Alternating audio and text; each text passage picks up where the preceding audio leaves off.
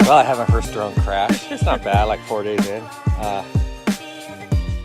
was flying along this creek bed over at Barnett Creek Park in Vista, and there's a really tall tree I didn't see because it's hard to see this guy right here.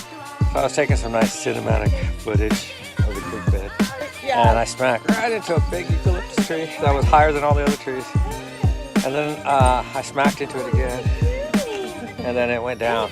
God, it was wigging out, like the gimbal was just jittering back and forth like it was in death throes. And the front nose is a little tinted. See, I got some chipped blades. Yeah, I'm gonna retreat and go home and polish this thing up a little bit.